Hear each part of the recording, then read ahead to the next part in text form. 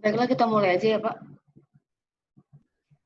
Baik, Bu. Kelas kita hari ini kita akan bahas terkait Undang-Undang 1 1970, kemudian ada Undang-Undang EPP 11 tahun 1973 tentang pertambangan migas, kemudian Dasar K3, Komunikasi K3, dan Kebakaran.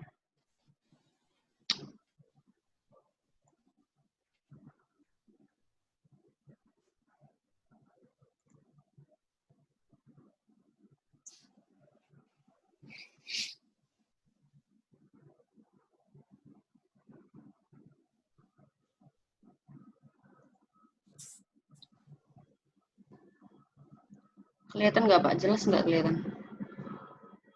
Sharing screen ya. Jelas. Jelas kok, Bu. Oh, kalau enggak cari anak buahnya tadi 3 orang.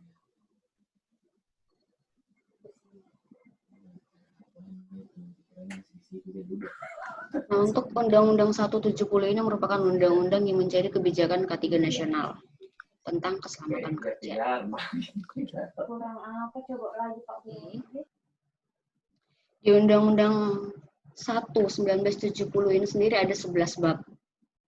Nah, 11 bab ini sendiri dicerminkan dari logo ataupun lambang K3.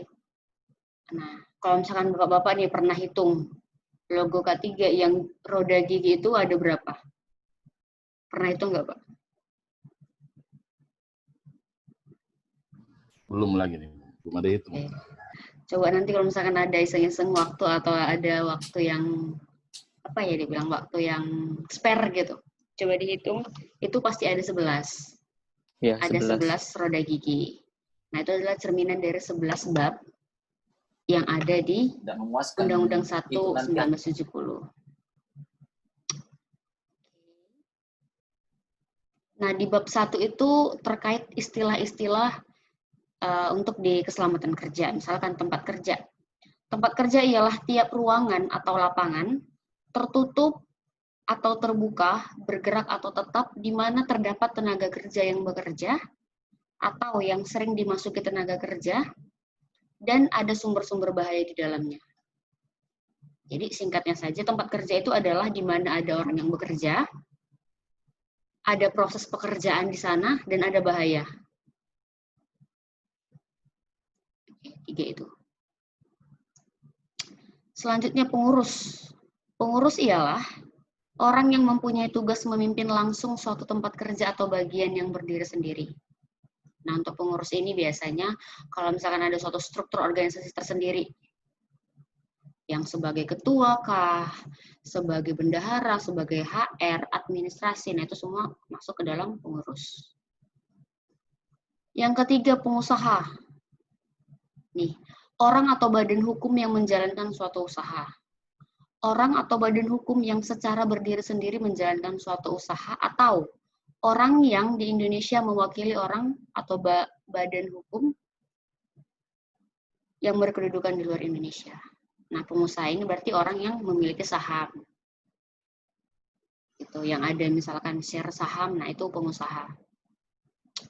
Kemudian direktur. Nah, direktur ini bukan top manajemen di perusahaan, tapi direktur adalah pejabat yang ditunjuk oleh Menteri Tenaga Kerja untuk menjalankan undang-undang ini. Direktur di sini maksudnya adalah Direktur PNK 3, pengawas norma K3, yang mana memang langsung dibawahi dari Menteri Tenaga Kerja. Makanya misalkan nih, kalau ingin penerbitan sertifikat-sertifikat Kemenaker, nah yang bertanda tangan di situ adalah Direktur PNK 3, Direktur Pengawas Norma K3. Kemudian pegawai pengawas ialah pegawai teknis berkeahlian khusus dari Departemen Tenaga Kerja. Nah, ini adalah orang-orang pengawas Disnaker Prof atau Disnaker Kota. Nah, ini dia. Terus yang keenam, ahli keselamatan kerja ialah tenaga teknis berkeahlian khusus dari luar Depnaker yang ditunjuk oleh Menteri Tenaga Kerja untuk mengawasinya ditaatinya undang-undang ini. Nah, inilah dia nanti yang akan berkedudukan sebagai ahli K3 umum, ahli K3 listrik, atau ahli-ahli K3 spesialis lainnya. Kemudian di bab 2 ini terkait ruang lingkup. Apa saja sih ruang lingkup yang perlu diawasi secara K3? Yang pertama ini di mana dibuat, dicoba, dipakai mesin-mesin pesawat yang berbahaya. Nah, ini misalkan mesin pesawat angkat angkut, pesawat uap bejana tekan. Nah, kemudian di bab yang ketiga syarat-syarat keselamatan kerja. Nah, di sini syarat-syarat keselamatan kerja, apa sih tujuannya? Yang pertama untuk mencegah dan mengurangi kecelakaan kerja, ini pasti. Mencegah, mengurangi, dan memadamkan kebakaran. Mencegah dan mengurangi bahaya peledakan apabila kegiatan kerjanya itu menggunakan bahan-bahan peledak atau handak. Yang keempat, memberi kesempatan atau jalan menyelamatkan diri pada waktu kebakaran atau kejadian-kejadian lain yang berbahaya. Yang kelima, memberikan pertolongan pertama pada kecelakaan. Nah, ini ada sampai 10, 11, 12, 13, 14, 15, 16, 17, 19 tujuan dari K3 atau keselamatan kerja. Nanti bisa dibaca masing-masing aja ya, Pak. Untuk secara lebih rinci. Kemudian di bab 4, ini terkait pengawasan. Nah, Direktur melakukan pelaksanaan umum terhadap undang-undang ini, sedangkan para pegawai pengawaslah yang ditugaskan untuk menjalankan pengawasan terhadap ditaatinya undang-undang ini dan membantu pelaksanaannya. Wewenang dan kewajiban direktur, pegawai pengawas, dan ahli keselamatan dalam menjalankan undang-undang ini diatur dengan peraturan perundangan. Maksudnya di sini adalah seorang ahli K3 di tempat kerja akan menjadi perpanjangan tangan atau akan menjadi teman sepasal pegawai pengawas ketenagakerjaan untuk mengawasi ditaatinya pemberlakuan K3 di tempat kerja. Makanya nanti misalkan Pak Sofian sudah menjadi ahli K3 umum di tempat kerjanya, perlu ada pelaporan, perlu ada ya laporan lah, memberikan laporan per triwulan, 3 bulan sekali. Semua kegiatan-kegiatan K3 yang ada di tempat kerjanya. Mulai dari program K3 yang akan dilakukan atau yang akan disusun, program K3 yang sudah terrealisasi, apabila terjadi yang namanya eksiden ataupun insiden-insiden apapun, mulai dari yang minor, yang nermis, itu harus dilaporkan ke Disnaker setempat. Seperti itu. Kemudian di bab kelima itu terkait pembinaan. Pengurus yang mana di sini adalah secara struktural di tempat kerja wajib memberikan yang pertama kondisi-kondisi dan bahaya-bahaya serta yang dapat timbul dalam tempat kerja untuk tenaga kerja baru. Semua pengamanan dan alat-alat perlindungan yang diharuskan dalam tempat kerja, APD-APD yang wajib bagi tenaga kerja yang bersangkutan, dan kemudian cara dan sikap yang aman dalam melaksanakan pekerjaan. Dengan cara apa ini biasanya penjelasannya? Mungkin dengan cara memberikan safety induction untuk pekerja ataupun tenaga kerja baru. Dengan memberikan sosialisasi terkait JSA, bagaimana cara kerja yang aman. Nah, itu harus disosialisasikan kepada tenaga kerja baru.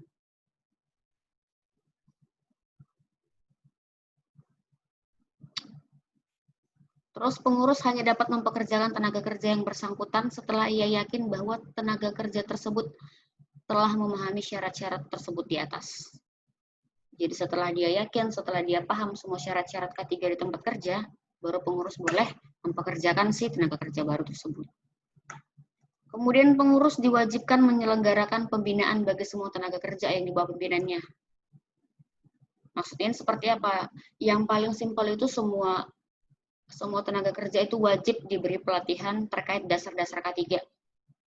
Misalkan terkait drill kebakaran atau fire factor basic, first aid basic. Kalau misalkan pekerja yang di office biasanya ada diberikan training ataupun pelatihan bagaimana manual handling, bagaimana cara bekerja sesuai dengan ergonomi.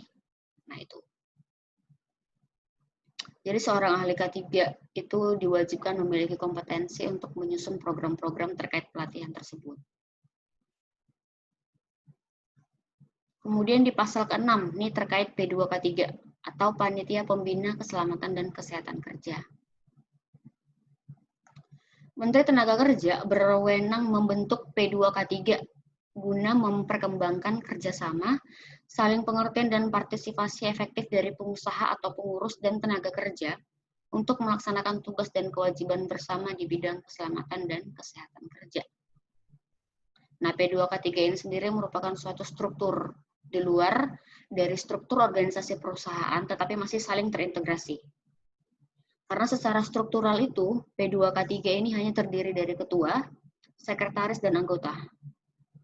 Yang mana ketuanya adalah si top management atau pimpinan tertinggi di perusahaan.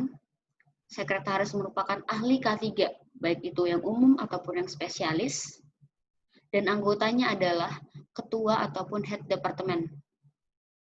Atau mungkin superintendent lah, per departemen yang ada di perusahaan. Misalkan ada departemen produksi, ada departemen HSE, ada departemen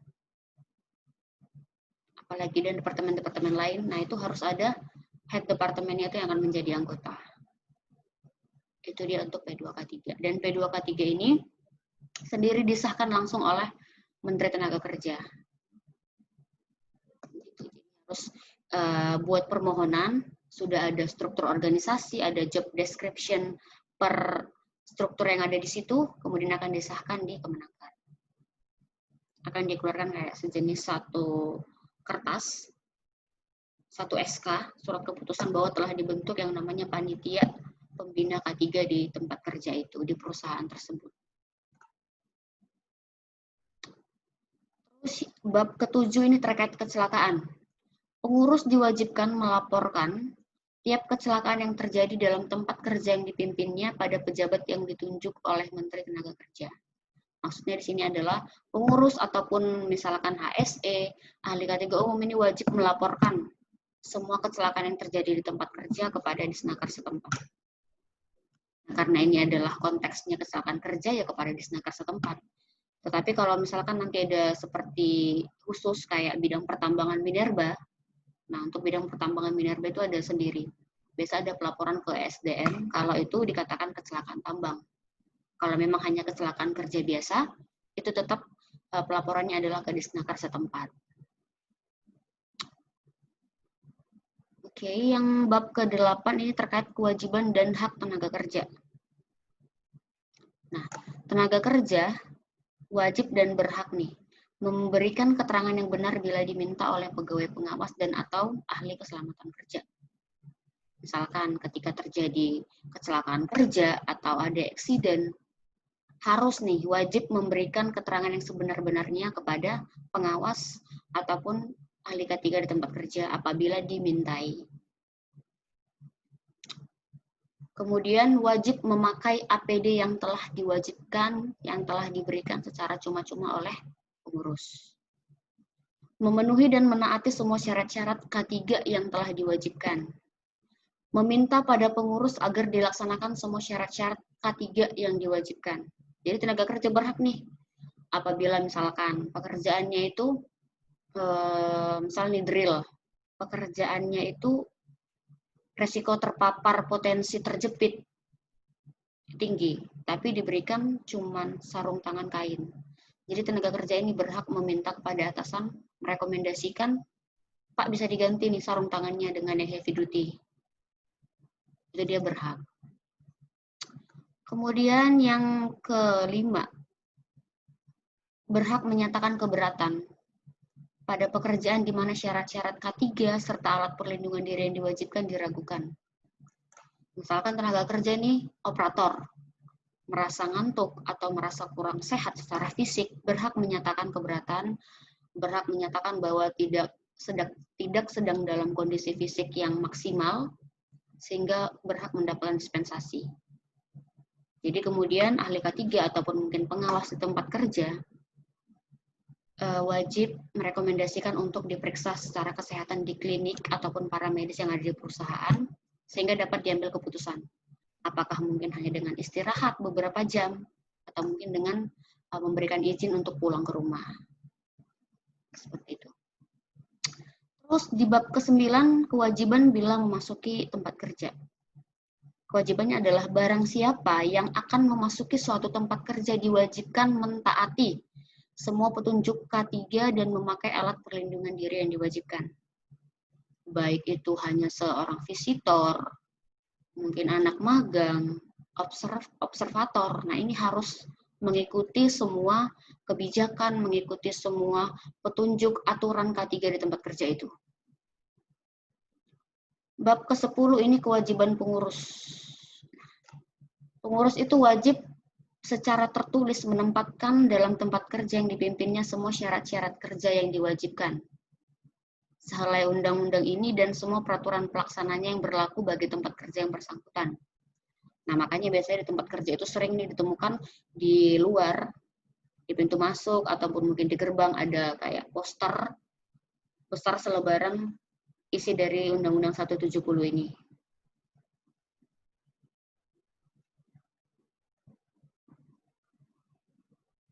Kemudian wajib memasang semua gambar K3 yang diwajibkan. Biasanya ada bendera K3, ataupun mungkin ada safety first, kayak logo-logo K3 lah. Atau mungkin di depan gerbang atau pintu masuk pekerjaan dibuat logo atau gambar wajib APD. Nah, itu tergantung kebijakan perusahaan. Kemudian yang ketiga, menyediakan secara cuma-cuma semua alat perlindungan diri yang diwajibkan pada tenaga kerja yang berada di bawah pimpinannya. Memberikan secara cuma-cuma, nggak boleh dipotong dari gaji atau apapun itu, secara cuma-cuma. Dan perlu dipelihara. Dipelihara dalam artian seorang ahli K3 umum berhak melakukan analisis penggunaan APD. Apabila APD-nya ini digunakan secara hari-hari, konstan digunakan per hari, itu biasanya per 6 bulan itu harus diganti. Jangan sampai mengganti APD itu setelah benar-benar rusak, setelah kayak misalkan sompel atau mungkin sudah retak baru diganti, itu nggak sesuai dengan ada nanti di permen terkait alat pelindung diri ataupun APD, itu nggak sesuai. Jadi perlu ada yang namanya pemeliharaan alat pelindung diri. Kemudian di bab terakhir, di bab 11, ini merupakan sanksi-sanksi nih untuk pelaksanaan dari ketentuan yang ada di atasnya. Sanksinya adalah ketika suatu bidang usaha tidak melaksanakan peraturan K3 ini, akan dihukum sekurang-kurangnya selama 3 bulan atau denda setinggi-tingginya 100.000. Dan ini ditujukan kepada si pengurus.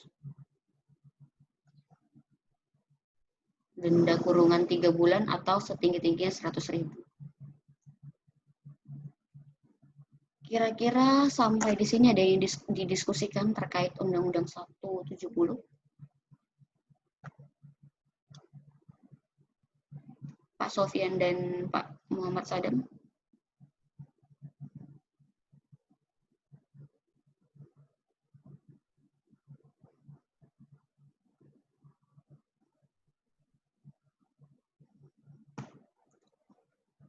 Pas semua Pak? Dilanjut? Nah, lanjut aja, Bu. Oke. Nah, untuk di PP, selanjutnya kita ke peraturan untuk migas. Ini secara singkat aja. PP 11 tahun 1979 tentang keselamatan kerja pada pemurnian dan pengolahan migas. Nah, ini lebih secara teknikal sih. Apa-apa saja peralatan-peralatan, alat-alat, barang produksi untuk pemurnian dan pengolahan migas. Mulai dari bejana tekan, pesawat uap, kemudian bahan peledak. Nah, ini ada semua di sini secara K3, nanti bisa saya share aja di grup atau saya share pribadi deh ke Pak Sadam. Jadi pemurnian dan pengolahan adalah usaha memproses minyak dan gas bumi di daratan atau di daerah lepas pantai dengan cara mempergunakan proses fisika dan kimia guna memperoleh dan mempertinggi mutu hasil-hasil minyak dan gas bumi yang dapat digunakan. Nah, untuk pertambangan pengolahan minyaknya sendiri kan berarti harus ada pertambangan dulu. Kegiatan usaha pertambangannya harus ada yang namanya eksplorasi, survei umum, sebelum dilakukan pemurnian dan pengolahan. Nah, untuk di PP 1179 ini sendiri, khusus dia membicarakan terkait pemurnian dan pengolahan migas. Nah, pemurnian dan pengolahan migas ini antara meningkatkan mutu dari mutu dari bahan kimia yang ada di minyak dan gas bumi ini sampai ke penjualan ataupun pengangkutan. Nah, ketika melakukan treatment terkait pemurnian dan pengolahan, ada beberapa atau banyak pesawat-pesawat, alat-alat produksi yang digunakan. Nah, di sini itu lebih ke apa ya dibilang terkait keselamatan pekerjaannya. Misalkan ini terkait bangunan untuk proses pemurnian dan pengolahan harus berada pada lokasi geografis yang strategis. Ada yang namanya denah bangunan dan instalasi ataupun blueprint-nya, bahan baku, bahan penolong, serta hasil pemurnian dan pengolahan. Jadi harus ada yang namanya flowchart pekerjaan. Mulai dari pemurnian atau misalkan kita skip di bagian pertambangan, berarti sudah ada bahan baku dari migasnya, minyak dan gas bumi, ada bahan bakunya, bagaimana pekerjaan itu harus sudah ada secara manual. Nih, proses diagram atau flowchart tadi, bagaimana kegiatan pemurnian dan pengolahan. Terus ada instalasi pencegah kebakaran. Nah, kemarin kita sudah bahas potensi bahaya tertinggi di migas adalah si sumber api atau bahan bakar yang ada di situ. Yang mana resikonya adalah kebakaran. Jadi setiap bidang industri migas harus mempunyai yang namanya instalasi pencegahan kebakaran. Mulai dari alat pendeteksi kebakaran, seperti head detector, flame detector. Nah, untuk tingkat selanjutnya apa? Ada yang namanya alat pemadam kebakaran pasif. Itu sprinkler. Jadi ketika terdeteksi nih, mungkin asap ataupun mungkin flame, percikan api, akan ada sprinkler yang langsung automatically open untuk mengeluarkan air. Kemudian ada jumlah dan perincian tenaga kerja dan atau tambahannya. Nah, ini lebih ke human resource. Untuk pekerjaan pengolahan, untuk di bagian operator, itu harus ada listnya semua. Kemudian hal-hal lain yang dianggap perlu oleh kepala inspeksi. Nah, ini yang bersama sebenarnya dengan semua kegiatan pertambangan. Ada yang namanya kepala inspeksi tambang, itu untuk yang kegiatan pertambangannya. Kepala inspeksi di sini memang kepala inspeksi khusus pemurnian dan pengolahan migas. Kayak gitu.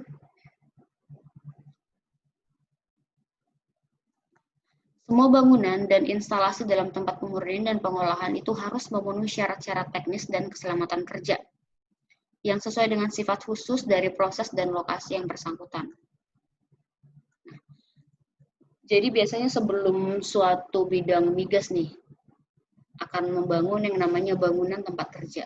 Jadi itu harus dilakukan dulu identifikasi jauh dari yang namanya keramaian atau kegiatan umum. Sehingga sama-sama tidak mengganggu proses kegiatan yang awamnya seperti apa atau yang umumnya. Perencanaan, pendirian, dan pemeliharaan instalasi pemurnian harus dilaksanakan dengan baik untuk menjamin keselamatan terhadap alat, pesawat, dan peralatan serta para pekerja. Nah, jadi kembali lagi tuh K3. K3 itu sendiri melindungi tenaga kerjanya, melindungi alat-alat atau bahan produksi, dan juga proses produksi, serta pengusaha ataupun perusahaan itu sendiri.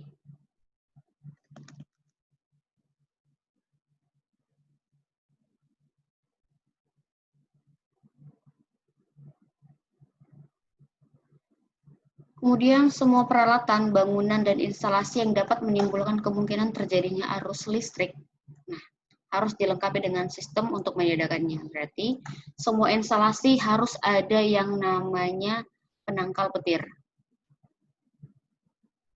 Ataupun sekarang sebutannya adalah penyalur petir. Itu harus ada.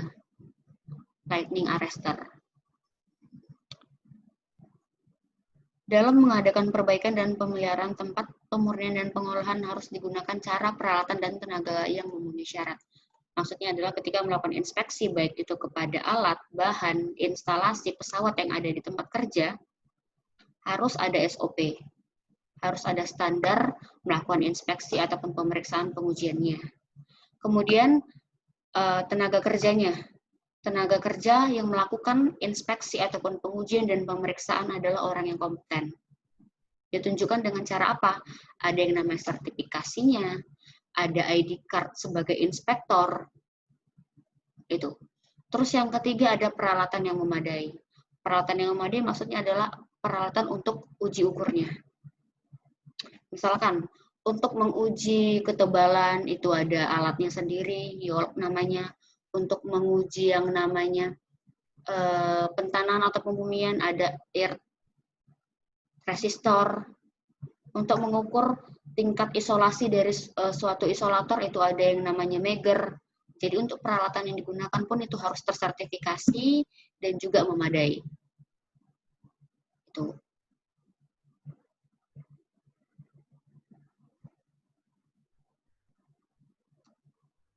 Nah, ini lebih ke secara teknis untuk jalan dan tempat kerja. Kemudian untuk pesawat dan perkakas dalam bidang pemurnian dan pengolahan migas. Nah, lebih ke situ sih. Semua tenaga kerja yang melakukan itu harus kompeten, harus tersertifikasi, harus sudah mendapatkan pendidikan dan pelatihan. Itu sih lebih ke situ. Untuk bagian-bagian pesawat perkakas, instalasi itu semua harus sudah dicek atau sudah diinspeksi sebelum melakukan pekerjaan. Makanya perlu dilakukan yang namanya P2H, pengujian pemeriksaan harian. Ada checklist. Nah, kemudian apa-apa saja kira-kira bagian-bagian yang harus diperiksa, harus diinspeksi. Nah, itu yang ada di PP 11/1979 ini. Kira-kira sampai di sini ada yang didiskusikan? Pak Muhammad Sadam? Nggak ada, Bu. Lanjut aja. Oke.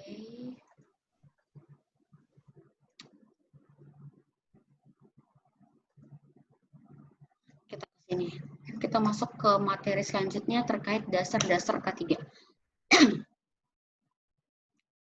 Outline kita yang pertama adalah terkait pengertian K3 itu apa, sejarah perkembangan K3, faktor penyebab kecelakaan kerja, akibat kecelakaan kerja, dan prinsip dasar mencegah kecelakaan kerja. Ini tadi, untuk logo K3. Dipastikan ada 11, 1, 2, 3, 4, 5, 6, 7, 8, 9, 10, 11. Ada 11 roda gigi. Ada tanda cross di tengah. Ada warna putih dan warna hijau. Ini ada pengertiannya sendiri. Tanda cross artinya bebas dari kecelakaan kerja dan penyakit akibat kerja. Tanda putih artinya berniat memiliki niatan yang suci, bersih. Gitu. Oke. Ini contoh-contoh kasus kecelakaan kerja, pekerja jatuh dari proyek, sengatan listrik, pekerja jatuh dari gondola.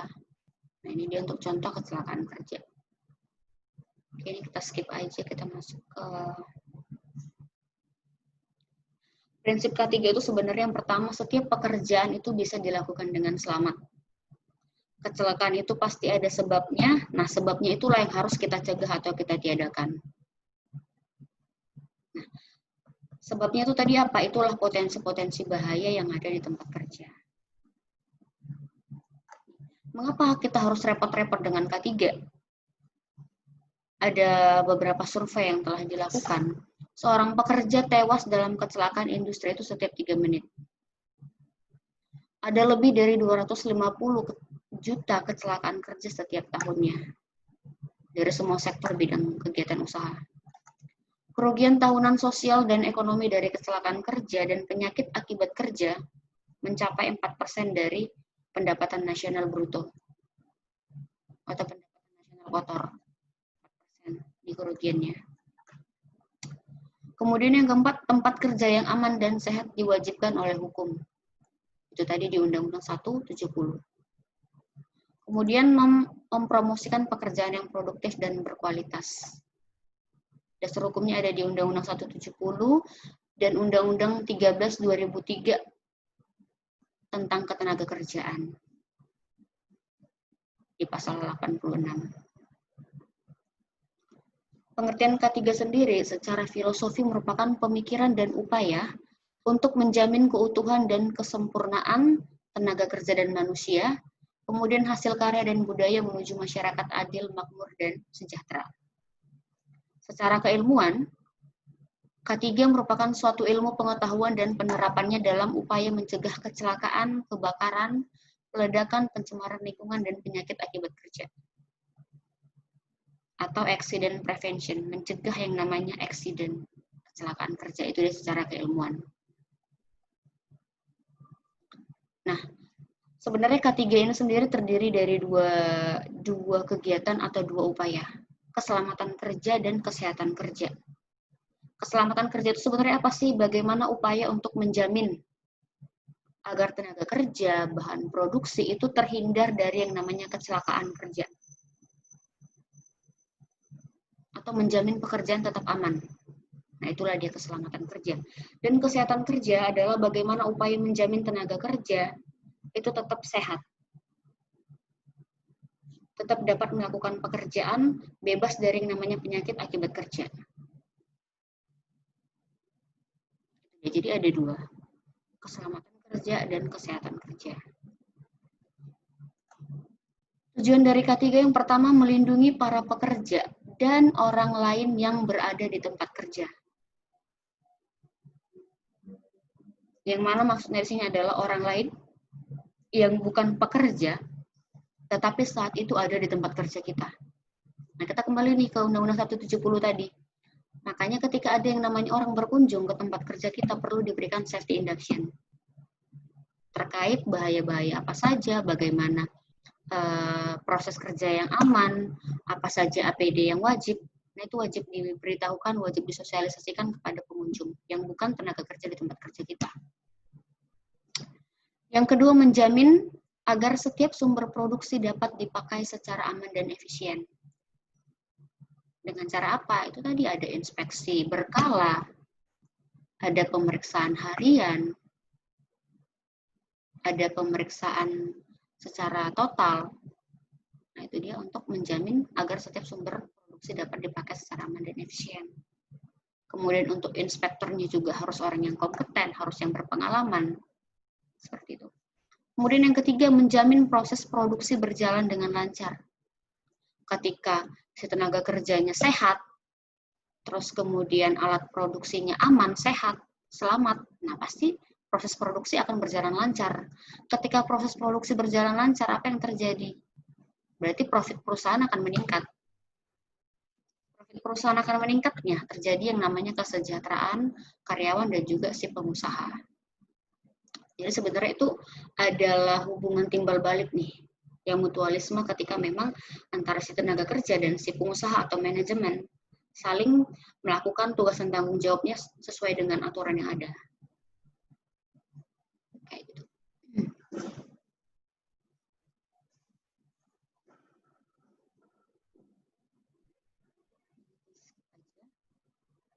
Tadi untuk lambang K3, maknanya cross tadi bebas dari kecelakaan dan penyakit akibat kerja, roda gigi artinya bekerja dengan kesegaran jasmani dan rohani. Atau kalau misalkan saya pribadi nih memikirkan atau mengasumsikan, roda gigi ini juga artinya adalah adanya sistem.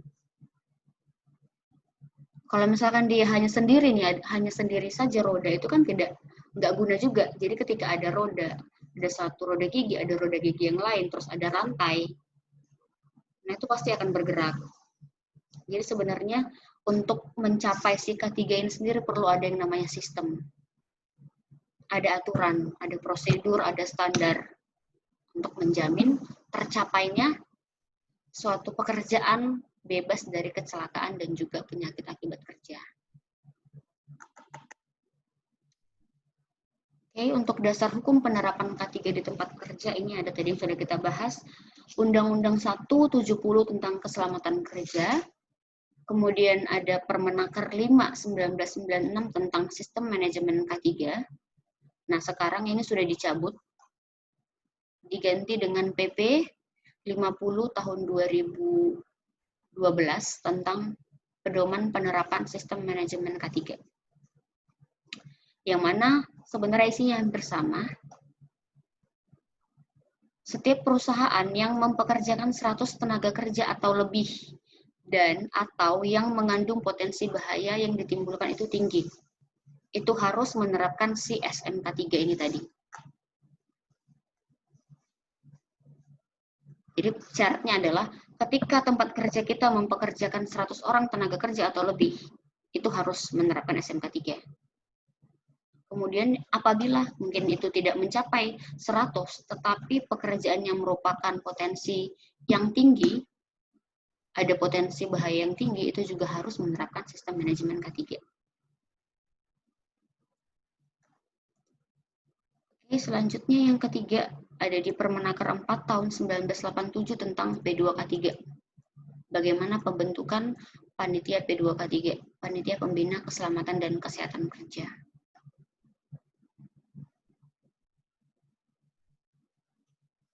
Ya, untuk sejarah perkembangan K3 sendiri sebenarnya mulai dari abad 17 sebelum Masehi, ini sudah ada nih K3, cuman sebutannya bukan K3. Nah, mereka itu kayak menggunakan helm dari besi. Sekarang dari besi ada helm yang dari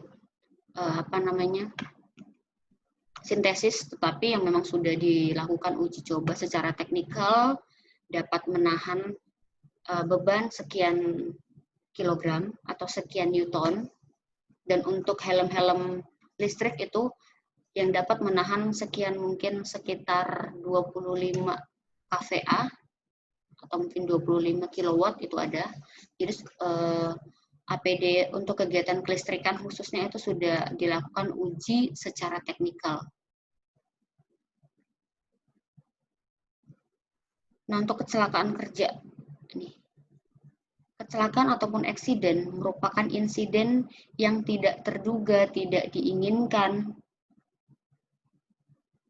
benar-benar terjadi yang dapat menimbulkan kerugian. Itu dia kecelakaan. Baik itu kerugian secara material, kerugian secara orang ataupun tenaga kerja, kerugian secara proses produksi dan ataupun lingkungan. Nah, untuk dermis merupakan insiden yang tidak menyebabkan cedera atau sering disebut dengan hampir celaka, ini untuk dermis. Sedangkan insiden ini merupakan penyebutannya. Ada insidennya apa? Masuk di kecelakaan atau dermis. Jadi itu adalah seperti sebutan apakah terjadi yang namanya eksiden atau hanya dermis. Itu dia untuk insiden K3. Nih, faktor penyebab kecelakaan kerja itu sendiri ada dari tenaga kerja, alat ataupun bahan. Misalkan dari tenaga kerja, ada yang sering disebut dengan unsafe action, tindakan tidak aman. Oke, untuk dari alat misalkan ada kegagalan fungsi alat, ataupun mungkin alat yang tidak diinspeksi berkala, ataupun mungkin diinspeksi tetapi bukan orang yang kompeten. Jadi, ditemukan yang namanya kelainan atau kegagalan fungsi yang tidak terdeteksi di awal. Dapat menimbulkan kecelakaan. Untuk bahan juga. Nah, untuk bahan biasanya lebih ke unsafe condition. Kondisi-kondisi yang tidak aman. Yang dapat juga mengakibatkan kecelakaan kerja. Atau bisa menimbulkan yang namanya penurunan kesehatan.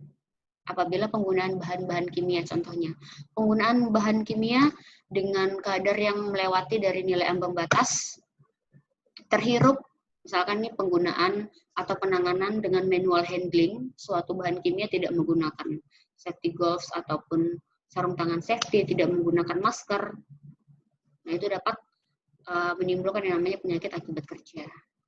Terhirup, mungkin bisa jadi sesak napas, atau kalau misalkan terhirup dengan jumlah yang cukup tinggi dalam waktu yang konstan, nah dapat mengakibatkan yang namanya mungkin shock jantung ataupun mungkin shock otak. Nah, itu lebih ke situ. Untuk faktor-faktor yang dapat menyebabkan kecelakaan kerja. Untuk penyebab kecelakaan kerja sendiri, menurut si H.W. Hendricks atau sering dikenal dengan teori efek domino, ada 3 penyebab. Penyebab langsung, penyebab tidak langsung, dan penyebab dasar. Nah, jadi semakin ke kanan ini adalah dampaknya, eksiden dan dampaknya. Kemudian semakin ke kiri merupakan penyebabnya.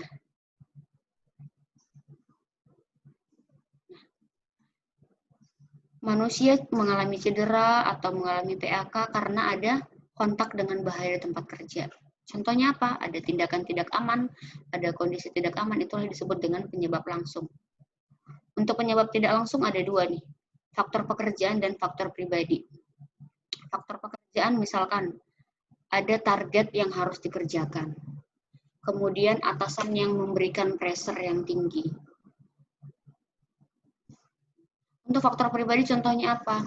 Emosi, kemudian pekerjaan yang memang tidak kompeten, pekerjaannya yang tidak memiliki knowledge atau pengetahuan untuk melakukan pekerjaan dengan aman dan sehat, sesuai dengan SOP.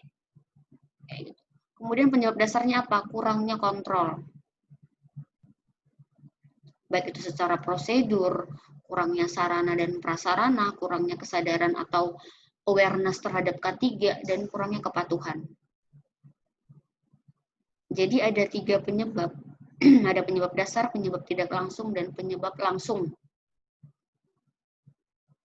Dan menurut si H.W. Hendricks ini sendiri, penyebab langsung untuk terjadi yang namanya kecelakaan kerja, si TTA itu menyumbang 88%. 88% tindakan tidak aman yang akan mengakibatkan kecelakaan kerja, 10% kondisi tidak aman, dan sekitar kurang lebih 2% untuk lain-lain, misalkan takdir, cuaca, dan itulah. Menurut si H.W. Hendricks.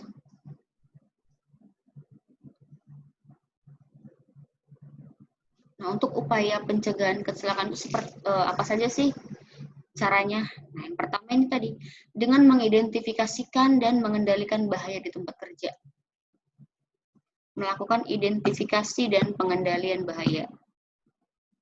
Atau melakukan yang namanya manajemen risiko. Kita memantau semua kondisi tidak aman, memantau seluruh tindakan tidak aman, memantau semua potensi-potensi bahaya apa saja yang mungkin terjadi di tempat kerja. Terus kita melakukan yang namanya rekomendasi untuk mengendalikan.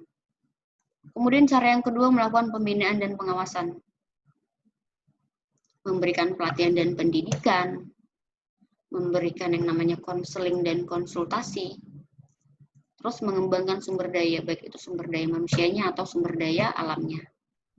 Sumber daya manusianya tadi dengan cara pendidikan dan pelatihan. Sumber daya alamnya seperti apa? Melakukan yang namanya reklamasi, melakukan yang namanya revegetasi apabila kegiatan kita itu mengganggu alam. Kemudian dengan sistem manajemen, adanya prosedur dan aturan, adanya SOP, adanya penyediaan sarana dan prasarana, pemberian penghargaan dan sanksi. Oke. Untuk bahaya-bahaya K3, faktor bahaya K3 ada 5 faktor. Itu ada di PP 05/2018 tentang K3 di lingkungan kerja. Jadi telah dirujuk atau telah disimpulkan bahwa ada 5 faktor bahaya untuk kegiatan di lingkungan kerja. Nah, yang pertama ada faktor biologi. Semua makhluk hidup yang dapat menjadi potensi bahaya di tempat kerja. Contohnya bakteri, virus, jamur, tanaman, binatang. Baik itu binatang buas, binatang liar, binatang melata, itu pokoknya yang makhluk-makhluk hidup. Kemudian kimia. semua bahan, material, cairan, kimia yang bersifat iritatif, radioaktif, reaktif, mudah terbakar, inflammable, korosif, iritan. Nah, itu semua yang dapat menjadi potensi bahaya. Kemudian, bahaya yang ketiga fisika atau mekanik. Nah, mulai dari ketinggian, konstruksi, kebisingan, tekanan, iklim kerja, suhu, temperatur, kelembaban, angin. Nah, itu masuk di faktor fisika atau mekanik. Kemudian ada faktor keempat, biomekanik. Gerakan berulang, postur tubuh, ini lebih ke ergonomis. Bagaimana kesesuaian antara tenaga kerja dengan proses kerja dan dengan alat kerja itu sendiri. Kemudian yang kelima ada faktor psikologi dan sosial. Itu lebih ke stres, kekerasan, mungkin dengan lingkungan, ada under pressure, tekanan dari atasan. Itu dia 5 faktor bahaya K3 di tempat kerja. Kira-kira sampai di sini ada yang didiskusikan? Pak Sopian dan Pak Muhammad Sadam?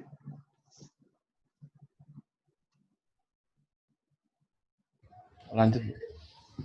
Oke, kalau nggak ada, saya yang nanya nih. Dengan kasus sekarang nih, pandemik virus corona, COVID-19, itu menurut Bapak sekalian itu termasuk di bahaya apa tuh Pak? Biologi, kimia, atau fisika, biomekanik, atau psikologi? Silakan Pak Sofian memberikan argumennya. Bahaya masuk dalam faktor bahaya biologi, Bu, karena masuk dalam virus corona, COVID, yang penyebarannya kita nggak tahu. Menurut saya masuk di faktor biologi. Oke, Muhammad Sadam silakan Pak, menurut Bapak. Sama, kalau menurut saya virus corona itu biologi karena itu virus menyebarnya melalui orang ke orang gitu. Oke, orang ke orang. Kalau menurut saya sih lebih antara dua ini, biokimia.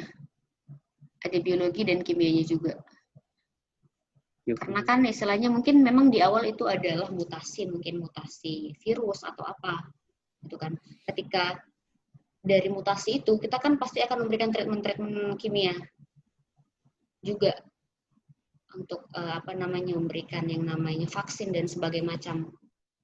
Jadi menurut saya pribadi sih ini merupakan faktor ataupun bahaya biokimia, biologi dan kimia.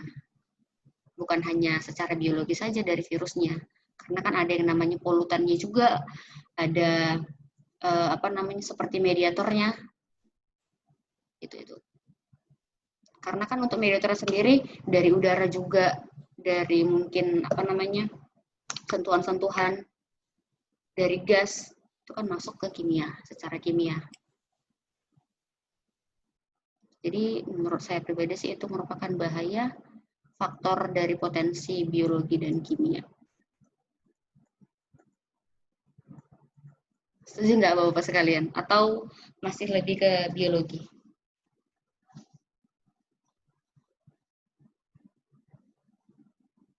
Oke, kita lanjut aja kalau gitu.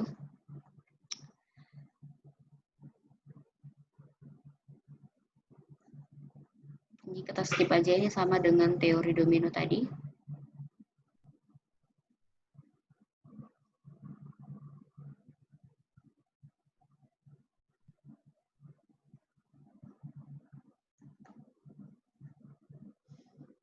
Ini nanti bisa dibaca masing-masing aja. Untuk penyebab langsung tadi kan ada TTA, tindakan tidak aman, dan KTA atau kondisi tidak aman.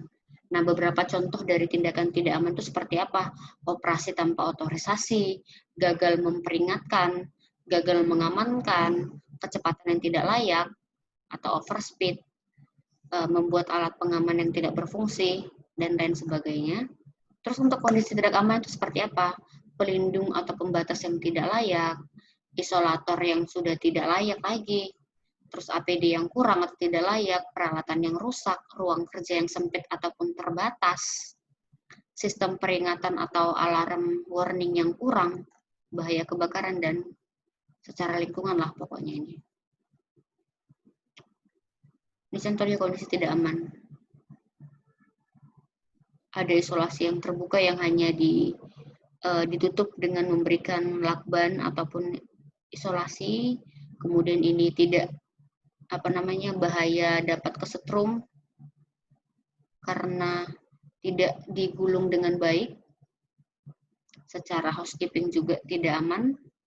Dapat tersandung kalau misalkan lewat di daerah sini. Tindakan tidak aman juga tidak menggunakan APD. Begitu. Nah, contohnya. Ini juga tindakan tidak aman tidak menggunakan yang namanya face shield. Nggak pakai APD, nggak pakai sarung tangan, nggak pakai sepatu safety, tidak ada APD sama sekali. Penggunaannya juga kondisi tidak aman dekat dengan bagian-bagian atau daerah yang memiliki potensi jatuh.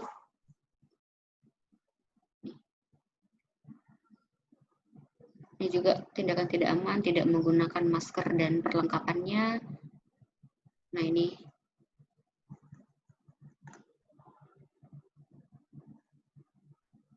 Oke.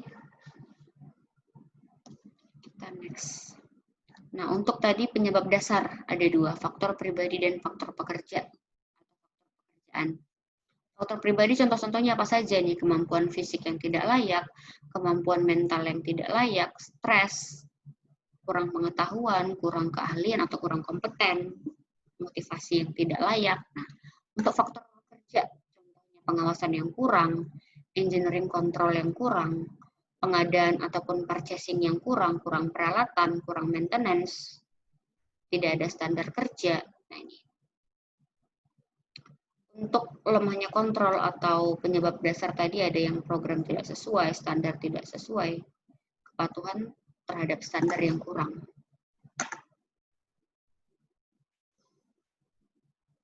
Nah, ini kalau misalkan menggunakan teori fishbone, tulang ikan.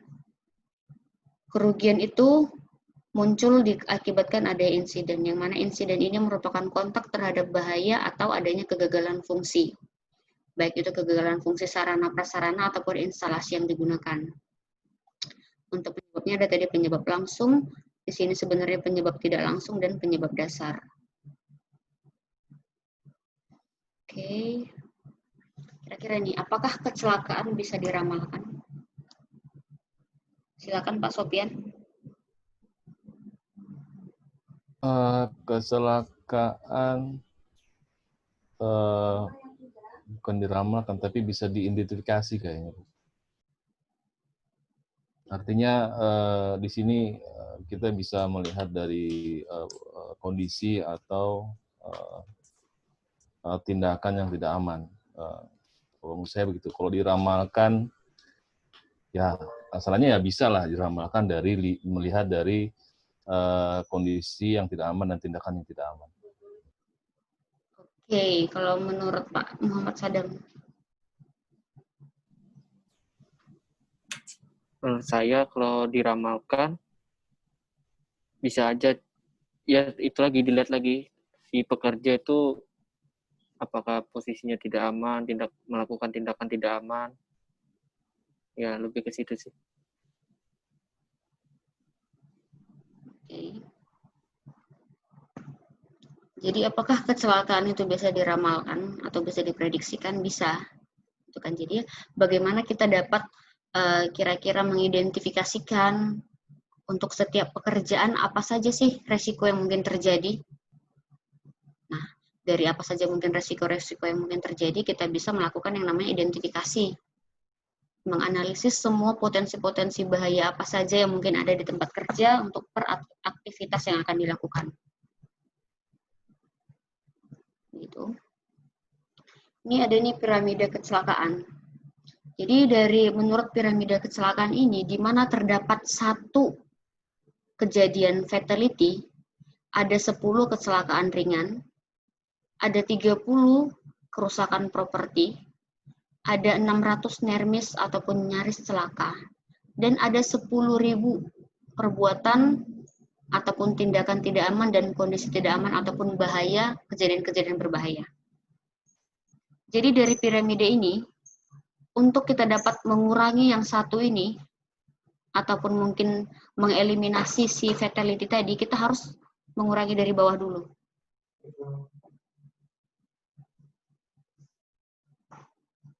Jadi untuk menghilangkan kemungkinan terjadi yang namanya fatality, Bapak-Bapak sekalian mungkin kita bisa break sekitar 10 menit.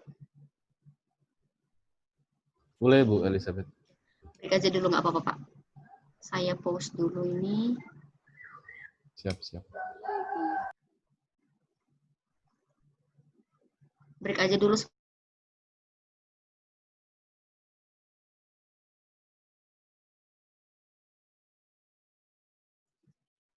Gimana Kita break Bu? 10 menit, kita kembali lagi di 11.10. Di 11.15. Siap. Oke Bu Elizabeth.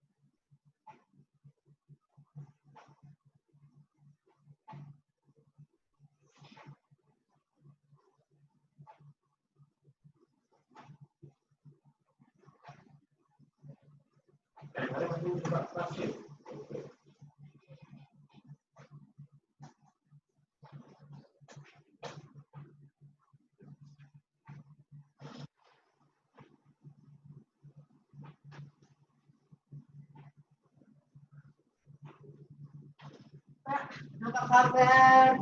Belum datang masih Caca? Apa itu? Beli kopi? Sama sertifikat saya. Ya, Pak lagi kelas.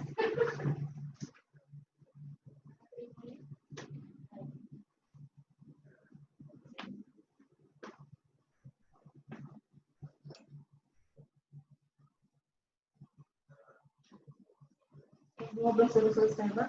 Dari pagi tadi.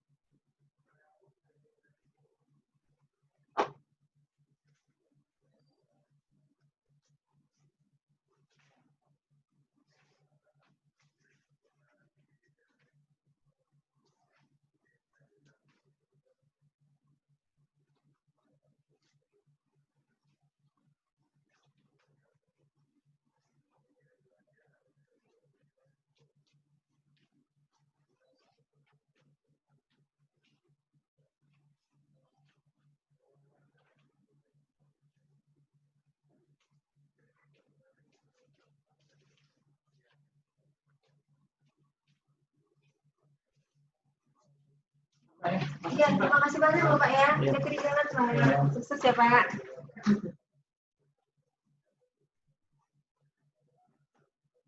Dua atau tiga nggak masuk. Caca sama ini.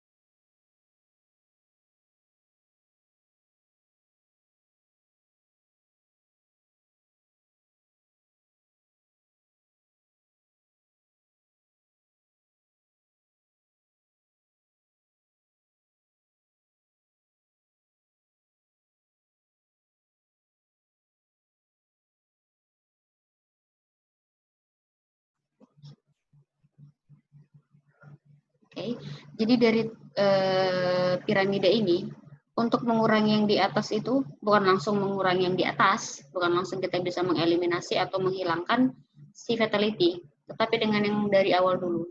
Kita harus bisa menghilangkan si TTA dan KTA, kemudian kejadian-kejadian yang berbahaya. Nah, dari hilangnya ini, linear miss juga pasti bakal otomatis akan terminimalisir, berkurang, dah. Bisa jadi ini bakalan hilang. Jadi itu sih maksud dari piramida kecelakaan ini. Oke. Untuk perbandingan antara keselamatan dan kesehatan nih. Untuk bahaya-bahaya keselamatan itu contohnya adalah mechanical, secara mekanik, elektrik ataupun kelistrikan, kinetik yang bergerak, dan juga substansi.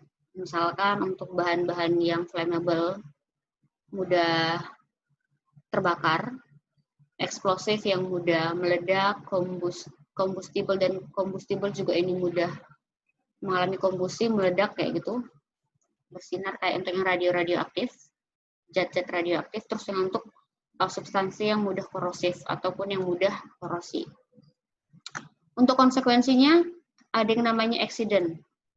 Nah, akibatnya apa? Ada yang injuries atau yang luka-luka.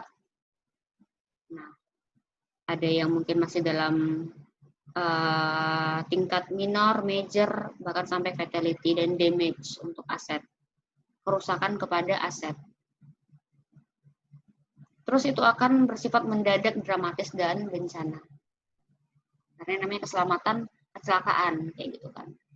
Lebih ke orangnya dan juga si aset ataupun bahan produksi sendiri. Untuk konsentrasi kepeduliannya dari proses, equipment ataupun peralatan dan peralatan fasilitas, working practice. Nah, ini working practice ini lebih mungkin prosedur-prosedur JSA yang masuk di sini. Guarding, pengalaman dan karir lapangan. Jadi kalau misalkan terkait pengawasan, karir di lapangan, pengalaman, dan juga kompetensi dari pengawas itu sangat mempengaruhi untuk pengawasan agar dapat menjamin keselamatan pekerjaan. Kemudian terkait bahaya kesehatan. Tadi ada fisika, kimia, biologi, ergonomi, dan psikososial. Konsekuensinya apa? Dapat terpapar sehingga dapat kontak langsung dengan bahaya-bahaya tadi, menimbulkan penyakit mendadak, menahun, kanker, dampak terhadap masyarakat umum. Nah, kalau misalkan dia penyakit menahun, itulah yang disebut dengan PAK, penyakit akibat kerja. Ada satu lagi, sebutan penyakit akibat hubungan kerja. Pernah dengar nggak, Pak Sofian?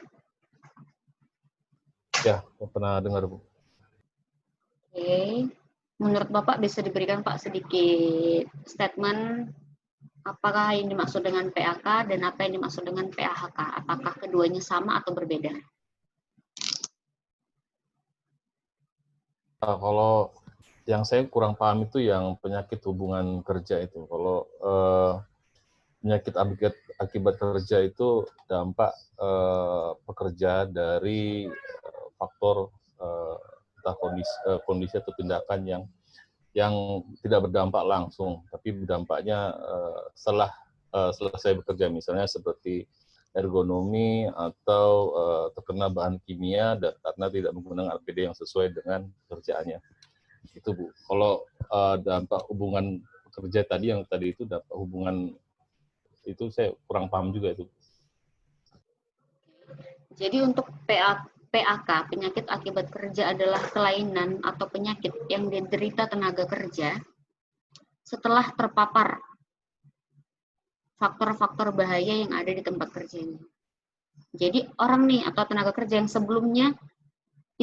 sebelumnya normal aja, normal, pendengarannya normal, peredaran darahnya normal, tingkat trombositnya normal, terus tingkat kapasitas parunya normal, tapi karena dia terpapar, sebut saja misalkan bahaya-bahaya kimia di tempat kerja, setelah 1 tahun, 2 tahun bekerja, nah jadi dia jadi seperti sering sesak napas atau mungkin ada yang namanya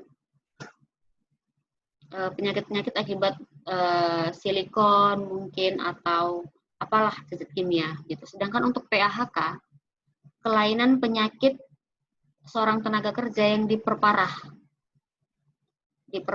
akibat jam kerja ataupun faktor-faktor bahaya yang ada di tempat kerja. Nah, jadi untuk PAHK, seseorang ini sudah punya penyakit di awal. Sebut saja misalkan asma. Ketika dia terpapar mungkin dengan bahan-bahan kimia, jadi kan asmanya semakin parah. Atau seorang yang punya penyakit jantung koroner, itu kan turunan.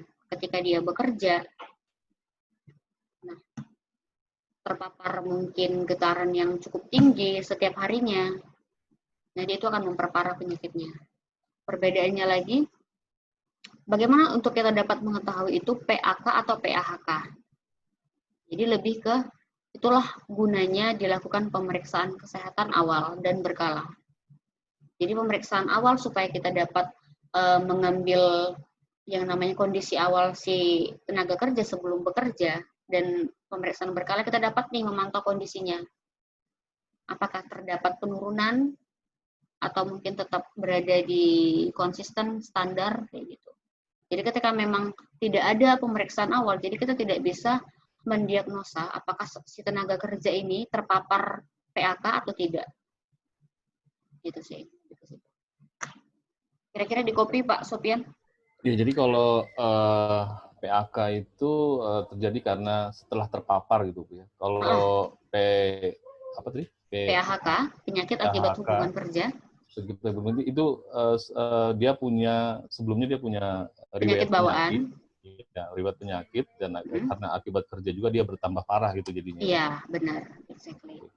Kemudian ketika misal nih terkait klaim BPJS-nya, BPJS Hmm. Ketenagakerjaan.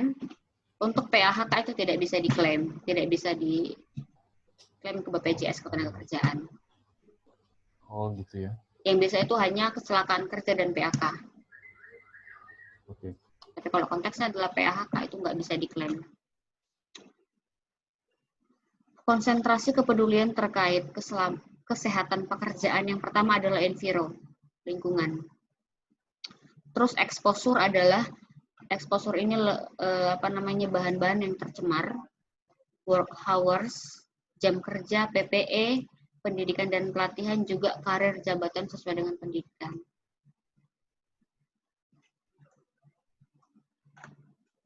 Untuk kerugian akibat kecelakaan kerja ini seperti teori gunung es. Yang terlihat kerugian itu hanya 1 juta, misalkan untuk biaya pengobatan dan biaya kompensasi. Tapi di bawahnya bahkan bisa sampai 5-50 juta kerugian lain. Apa saja itu kerugian-kerugian yang mungkin terjadi yang tidak terlihat? Kerusakan bangunan contohnya, atau mungkin kerusakan alat dan mesin, kerusakan produk, gangguan atau terhentinya produksi, biaya administrasi, pengeluaran sarana dan prasarana darurat, waktu untuk investigasi. Nah, yang terlihat itu hanya sih 1 juta ini aja untuk pengobatan dan kompensasi. Tapi banyak sebenarnya kerugian lain-lain yang tidak terlihat secara kasat mata, tapi sudah menimbulkan yang namanya rugi nih dari si pengurus ataupun si pengusaha. Untuk objek pengawasan K3, mulai dari bangunan tempat kerja, mesin, pesawat, instalasi, alat kerja ataupun perkakas kerja, bahan-bahan proses produksi, lingkungan kerja, sifat kerja, cara kerja, proses produksi, lembaga ataupun struktur organisasi, dan juga tenaga kerja, itu yang harus diawasi.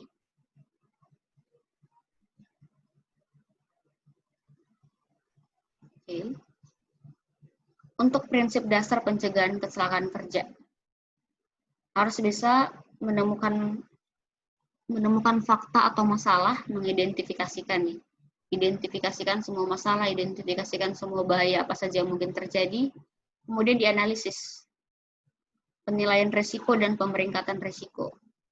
Kemudian yang ketiga, pemilihan atau penerapan alternatif ataupun pencegahan. Mengendalikan risiko dengan apa? Hierarki kontrol bahaya, yang eliminasi, substitusi, engineering control, administrasi, dan juga PPE. Kemudian ada yang namanya actuality, eksekusi dan pelaksanaan. Dan terakhir ada yang namanya pengawasan. Ini untuk pemeringkatan risiko kita skip aja ya Pak, karena kita akan membahas mengenai manajemen risiko itu besok. Baik, Bu.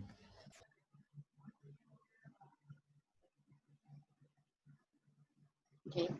Menurut ILO, International Labour Organization atau Organisasi Buruh Internasional, langkah-langkah mencegah kecelakaan itu ada beberapa. Yang pertama, dengan peraturan ataupun regulasi perundang-undangan. Nah, ketentuan dan syarat K3 mengikuti perkembangan IPTEX, penerapan ketentuan dan syarat K3 sejak tahap rekayasa, pengawasan, dan pemantauan pelaksanaan K3. Kemudian langkah kedua dengan adanya standarisasi, ada standar. Standar K3 maju akan menentukan tingkat kemajuan pelaksanaan dari K3 itu sendiri. Kemudian dengan melakukan yang namanya inspeksi, pemeriksaan, ataupun pengujian. Suatu kegiatan pembuktian sejauh mana kondisi tempat kerja masih sesuai dengan standar awal yang normal. Itu dia inspeksi. Kemudian melakukan riset teknis, medis, psikologis, dan statistik. Nah, riset atau penelitian untuk menunjang tingkat kemajuan bidang K3 sesuai dengan IPTEX. Kemudian dengan memberikan pendidikan dan pelatihan kepada tenaga kerja. Baik itu pendidikan dan latihan basic ataupun yang spesialis. Kemudian yang keenam, persuasi. Cara penyuluhan dan pendekatan di bidang K3, mungkin dengan pemberian kampanye-kampanye terkait K3, promosi-promosi K3, itu dia untuk persuasi. Kemudian yang ketujuh nih, asuransi. Insentif finansial untuk meningkatkan pencegahan kecelakaan dengan membayar premi yang lebih rendah terhadap perusahaan yang memenuhi syarat K3. Ini asuransi ada yang BPJS ataupun mungkin dengan asuransi swasta lain yang dapat diklaim ketika terjadi namanya kecelakaan. Kemudian langkah ke-8 mungkin dengan penerapan K3 di tempat kerja. Langkah-langkah pengaplikasian K3 untuk memenuhi syarat-syarat K3 di tempat kerja. Itu dia. Kira-kira sampai di dasar-dasar K3 ada yang ingin didiskusikan?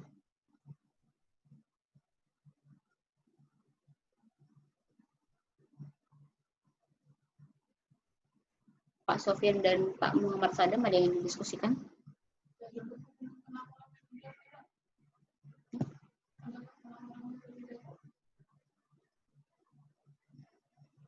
Oke, kalau nggak ada kita lanjut ke materi P2K3.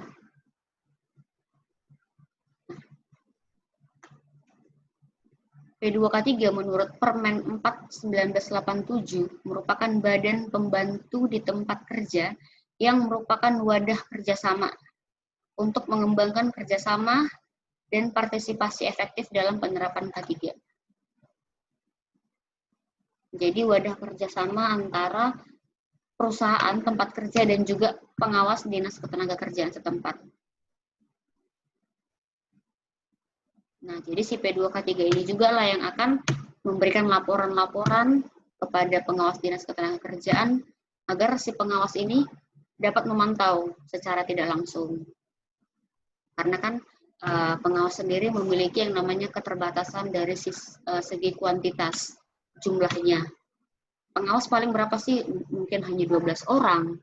Sedangkan perusahaan yang harus diawasin itu ada banyak. Ratusan bahkan ribuan. Seperti itu. Jadi caranya seperti apa? Ya ini dengan P2K3, panitia pembina K3. Yang mana mereka yang akan mengkomunikasikan seluruh kegiatan K3, seluruh program K3, seluruh kecelakaan kerja yang terjadi, pelaporan-pelaporan kecelakaan kepada pengawas setempat. Karena pengawas setempat lah yang akan nanti mengkoordinasi juga pelaporan ke Direktur PNK 3. Seperti itu alurnya. Latar belakang pembentukan P2K3 adalah mencegah terjadinya gangguan keselamatan dan kesehatan tenaga kerja sebagai upaya dari penerapan K3. P2K3 membantu pimpinan perusahaan dalam penerapan K3.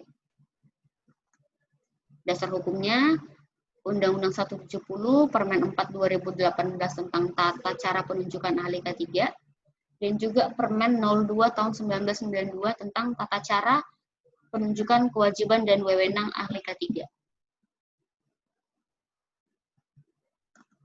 Jadi ahli K3 ini berwenang untuk memasuki seluruh tempat kerja untuk melakukan pengawasan K3. Itu dia. Manfaat dari pembentukan P2K3 mengembangkan kerjasama di bidang K3, meningkatkan kesadaran dan partisipasi tenaga kerja terhadap K3, sebagai forum komunikasi, dan menciptakan tempat kerja yang nihil kecelakaan kerja dan penyakit akibat kerja. Persyaratannya tadi sama dengan SMK 3, jumlah tenaga kerja di atas 100 orang, ataupun jika di bawah 100 orang tetapi memiliki risiko bahaya yang tinggi. Untuk pembentukannya, dari perusahaan sendiri harus ada buat P2K3, terus membuat struktur organisasinya, kemudian melapor ke Disnaker. Setelah itu ada permohonan tertulis untuk pengusahaan, kemudian dari Disnaker yang akan menerbitkan SK dan melantik.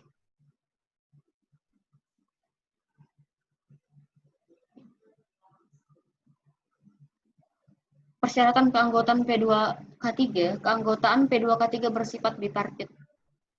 Terdiri dari unsur pengusaha dan pekerja yang susunannya terdiri dari ketua, sekretaris, dan anggota. Ketua P2K3 adalah pimpinan atau top manajemen dari perusahaan itu sendiri. Sekretarisnya adalah ahli K3, dan anggotanya adalah wakil dari unit kerja, yaitulah dari head departemen yang ada di perusahaan.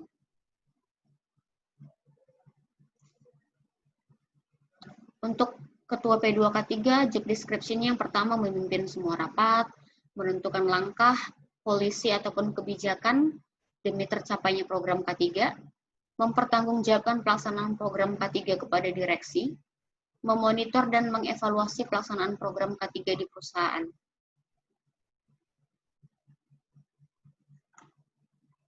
Kemudian sekretaris P2K3, job description-nya yang pertama membuat undangan rapat dan menjadi seorang notulen, mengelola administrasi surat-surat P2K3 secara dokumen-dokumen, mencatat data-data yang berhubungan dengan K3, memberikan bantuan atau saran yang diperlukan oleh seksi-seksi atau anggota, membuat laporan ke Disnaker setempat per 3 bulan. Kemudian untuk anggota, job description-nya melaksanakan program-program yang telah ditetapkan sesuai dengan seksi ataupun departemen masing-masing, melaporkan kepada ketua atas kegiatan yang telah dilaksanakan.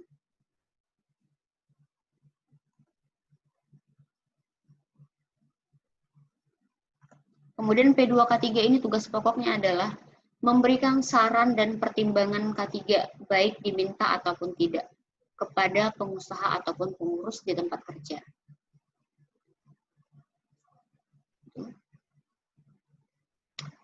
Fungsinya menghimpun dan mengolah data K3, kemudian membantu menunjukkan dan menjelaskan kepada tenaga kerja faktor bahaya, faktor yang mempengaruhi efisiensi dan produktivitas kerja, APD yang memadai, dan cara dan sikap yang benar dan aman.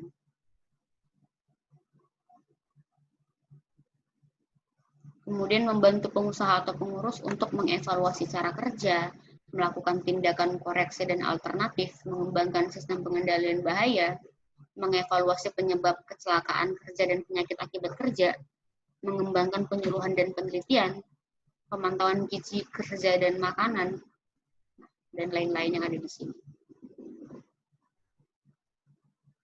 Untuk program kerja yang akan diupayakan atau yang akan disusun oleh B2K3 terkait safety meeting, inventarisasi permasalahan K3, identifikasi dan inventarisasi sumber bahaya apa saja yang ada di tempat kerja, penerapan norma K3, mungkin itu norma K3 lingkungan kerja, norma K3 kesehatan kerja, norma K3 pesawat angkat-angkut, norma K3 mekanik, norma K3 SMK 3, norma K3 kelistrikan, norma K3 kebakaran, nah, sesuai dengan identifikasi dari inventarisasi sumber bahaya yang terjadi. Kemudian melakukan inspeksi secara rutin dan teratur, penyelidikan dan analisa kecelakaan, pendidikan dan pelatihan, prosedur dan tata cara evakuasi untuk sistem tanggap darurat, catatan dan data-data K3, laporan pertanggungjawaban, penelitian. Hasil akhir dari program, penyusunan programnya ada rekomendasi K3 dan laporan. Nah, ini contoh dari rekomendasi. Jadi ini ada form yang bukan baku, tetapi bisa disesuaikan dengan kebutuhan perusahaan. Ada bahaya-bahaya potensial yang sudah diidentifikasi dan diinventarisasi, kemungkinan kecelakaan atau risiko yang terjadi apa, dan rekomendasinya apa.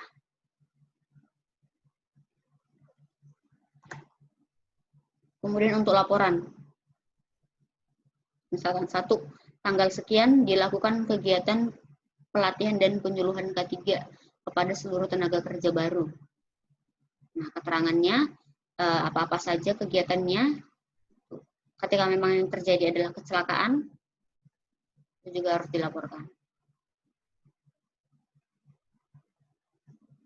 Kira-kira sampai di situ ada yang didiskusikan?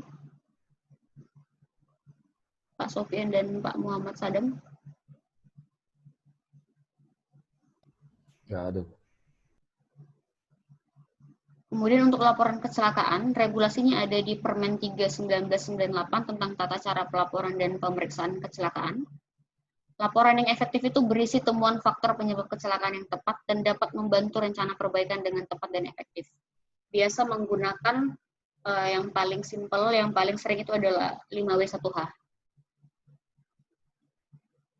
Menjabarkannya dengan apa, what, who, siapa yang menjadi korban, siapa yang menjadi saksi sebagai macam, when, kapan, why, kenapa, kenapa, what, when, who, why, where, di mana, dan how, bagaimana kira-kira skenario ataupun riwayat terjadinya kecelakaan tersebut. Jadi yang paling simpel dengan si 5W1H tadi. Kemudian untuk investigasi kecelakaan yang baik, itu yang pertama mengungkap data dan fakta secara maksimal. Mengumpulkan informasi secara maksimal dan dapat menarik kesimpulan secara tepat. Kemudian melakukan yang namanya tindakan perbaikan. Tindakan perbaikannya itu apa ya? Bagaimana upaya kita agar kejadian ataupun kecelakaan yang sama tidak berulang kembali.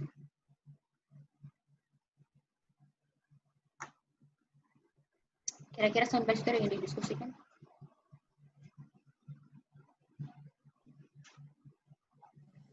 Nggak ada, Bu. Lanjut, Bu. Kita lanjut ke materi yang selanjutnya, yaitu komunikasi K3.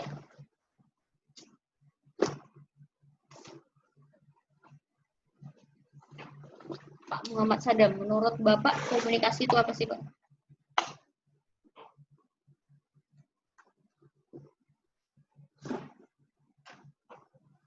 Komunikasi itu kayak semacam apa ya? Kita komunikasi sebelum melakukan kayak aktivitas pekerjaan gitu. Oke. Menurut Pak Sofyan?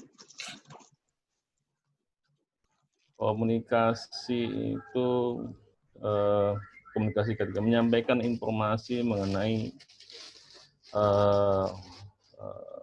risiko atau bahaya mengenai keselamatan di lingkungan kerja. Intinya menyampaikan informasi. Oke. Ya, komunikasi merupakan proses menyampaikan informasi dari si komunikator kepada komunikan, itu secara redaksi bahasa Indonesia. Nah, karena kita berbicara terkait komunikasi K3, berarti bagaimana menyampaikan semua informasi terkait K3 di tempat kerja. Untuk bentuk komunikasi sendiri ada komunikasi langsung dan komunikasi tidak langsung.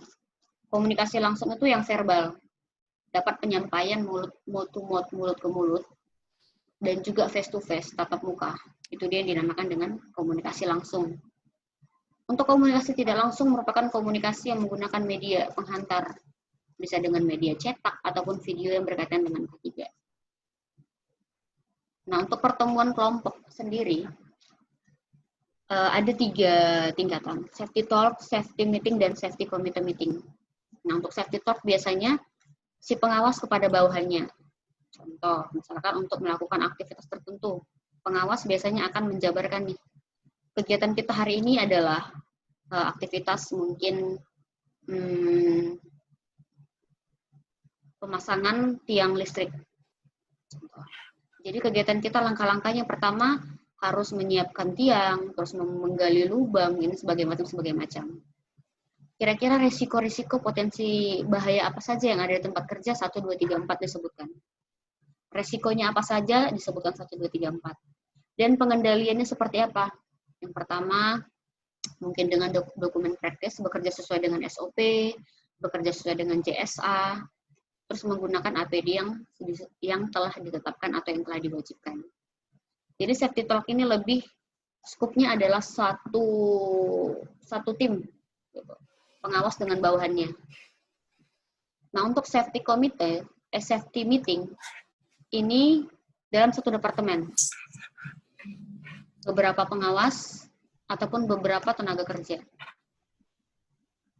Nah, untuk safety committee meeting, skupnya satu perusahaan. Misalkan untuk penyusunan RKAB, rencana kerja anggaran biaya tahunan.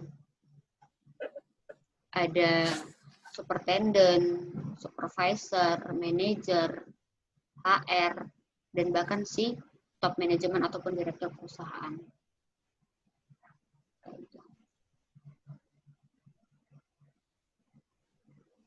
Terus faktor-faktor komunikasi, hilang di jalan, ketertarikan perasaan, dan penggunaan alat bantu. Maksud dari hilang di jalan adalah ketika misalkan untuk memberikan informasi ini mulut ke mulut, dari si A ke si B ke si C. Biasanya akan ada informasi yang hilang atau informasi yang tidak ada jadi ada. Oke. Terus yang kedua, ketertarikan perasaan atau adanya bias. Misalkan ketika si pemberi informasi ini ada sedikit rasa dongkol atau emosional dengan orang yang akan diberikan informasi, biasanya tidak akan memberikan informasi secara utuh. Ketertarikan perasaan. Yang ketiga ini penggunaan alat bantu. Misalkan dengan gambar atau video. Kadang orang yang melihat setiap perspektif manusia, setiap perspektif orang akan berbeda untuk menyimpulkan arti dari video ataupun arti dari gambar tertentu. Itu dia maksudnya faktor komunikasi, faktor-faktor yang dapat mempengaruhi ke penyampaian dari informasi. Kemudian ada riset yang menyatakan bahwa pekerjaan itu akan diingat bila 10% yang dibaca, 20% yang didengar, 30% yang dilihat langsung, 50% yang didengar dan dilihat, 70% yang didiskusikan, dan 90% yang dikatakan dan dilakukan. Jadi kalau kerja itu hanya mendengar, itu hanya 20% pekerjaan dapat diingat.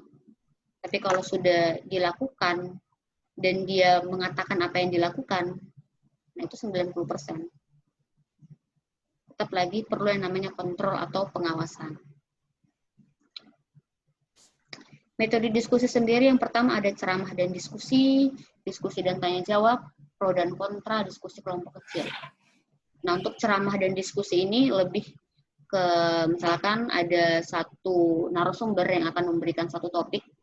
Nah, narasumber ini akan memberikan satu kasus yang akan didiskusikan bersama.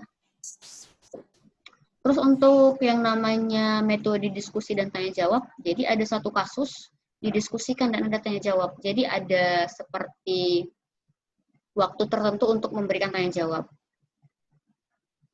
antara si penyelenggara atau si narasumber dengan peserta. Kemudian yang ketiga, pro dan kontra. Jadi ada satu kasus. Kemudian semua peserta itu dibagi menjadi 2 tim. Bagian yang pro dan bagian yang kontra. Jadi dari kedua bagian ini akan bentuk yang namanya nanti diskusi selanjutnya. Kemudian diskusi kelompok kecil. Jadi seluruh peserta itu akan dibagi menjadi beberapa kelompok-kelompok. Akan diberikan masalah atau kasus-kasus sendiri, didiskusikan sendiri, kemudian nanti akan ada tanya jawab untuk share apa temuan dari diskusi dan akan ditanggapi oleh peserta-peserta dan kelompok lain. Ada 4 cara ini untuk metode diskusi.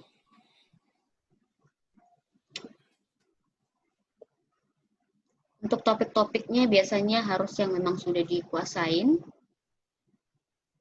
hal-hal yang aktual, yang update terkait kecelakaan yang terjadi, terkait near miss ataupun hampir celaka, peraturan-peraturan yang baru, kebijakan perusahaan yang baru, dan rekomendasi rapat sebelumnya. Ini kira-kira untuk topik pelaksanaan dari rapat ataupun diskusi kelompok. Ini untuk fasilitas ada ruangan, alat bantu, sound system tergantung dari kebutuhan pelaksanaan.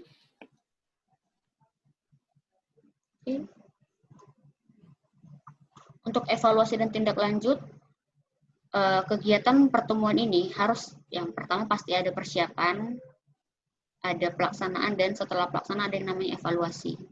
Nah, evaluasinya ini adalah laporan hasil pertemuan. Atau kalau misalkan dia dalam bentuk rapat ada notulennya. Apa saja kesimpulan yang didapat dari pertemuan tersebut, menganalisa pelaksanaannya, apakah sudah sesuai dengan rencana ataupun rundown yang telah ditetapkan di awal, dan bagaimana tindak lanjutnya. Apakah ada kasus-kasus, atau ada temuan, atau ada diskusi yang pending, tindak lanjutnya seperti apa, itu dia. Manfaat melakukan pertemuan ataupun diskusi, ataupun komunikasi K3 adalah yang pertama meningkatkan kesadaran dan pemahaman pekerja, dapat mengidentifikasi dan menganalisa masalah, membangun penyelesaian masalah, mempermudah diterimanya kebijakan, peraturan, dan prosedur, meningkatkan K3, dan memperbaiki kualitas pekerja.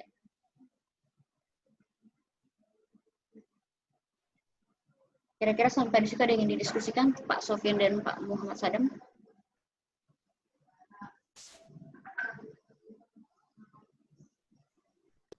Nggak ada.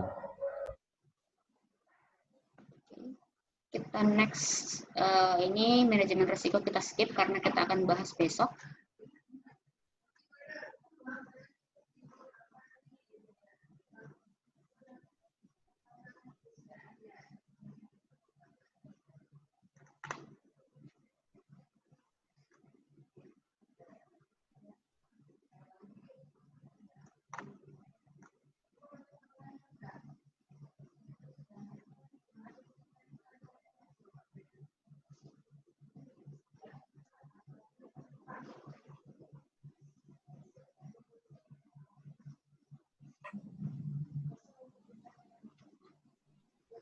Kita masuk ke manajemen K3, penanggulangan kebakaran.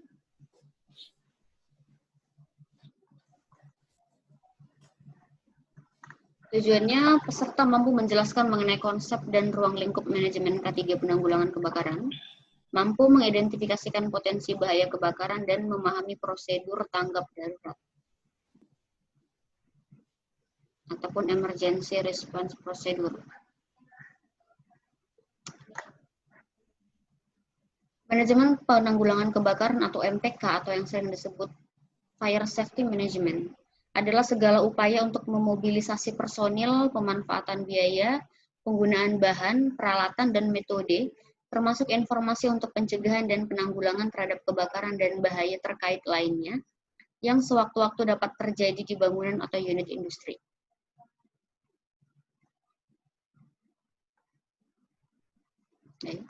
Prinsip manajemen ini ada 5M dan 1I. Man, money, material, machine, method, dan information. Jadi bagaimana menggunakan man, orangnya, biaya-biayanya, material, mesin-mesin, metode, dan informasi. Terus POAK, planning, organizing, actuating, dan controlling. Jadi untuk manajemen ini sendiri, ada struktur organisasi tersendiri, terlepas dari struktur organisasi perusahaan. Namanya adalah tim emergency response team, untuk tim yang memang akan melakukan action ketika terjadi keadaan darurat untuk skop perusahaan. Ada lagi yang namanya emergency management team,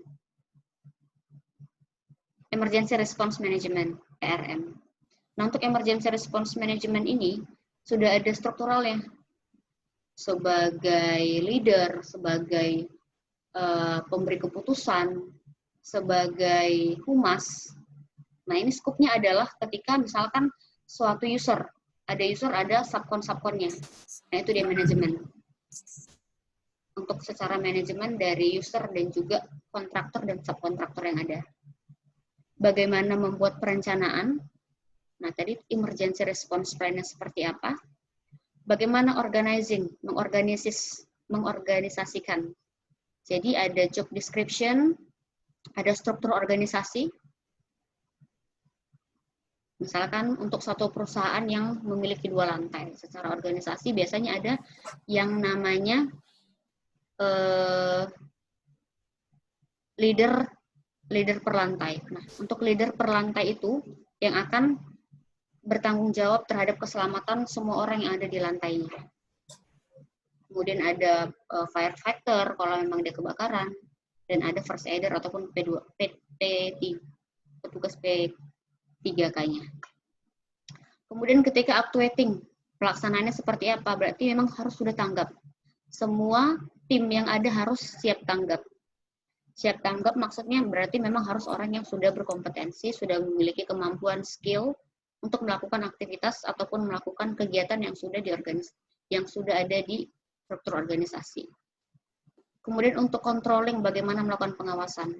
Mengawasi ketika terjadi yang namanya keadaan darurat, apakah sudah sesuai dengan program atau sesuai dengan job description-nya masing-masing. Kemudian prinsip yang ketiga, SWOT, strength, weakness, opportunity, and threat. Jadi apa saja kelebihan-kelebihan, kelemahan-kelemahan, kesempatan yang mungkin terjadi dan akibatnya. Terus PDCA. Prinsip PDCA, prinsip Kaizen yang ditemukan oleh Edward Fleming, merencanakan, melakukan tinjauan ulang atau melakukan cek, pemeriksaan, dan action.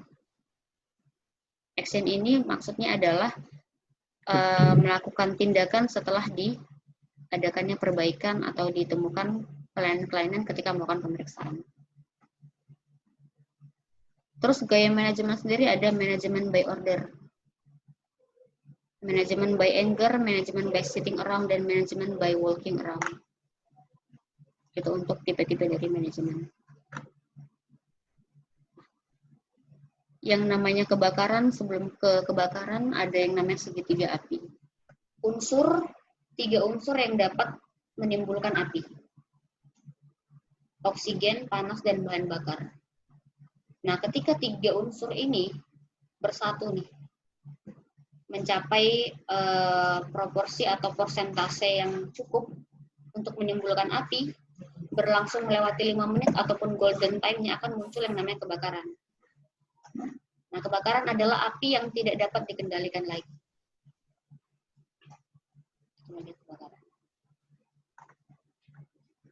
Untuk fire system management sendiri, ya pertama harus ada kebijakan terkait prosedur tanggap darurat kebakaran, mengidentifikasi, membuat yang namanya prosedur, membentuk sumber daya manusia atau ERT, Emergency Response Team atau tim tanggap darurat,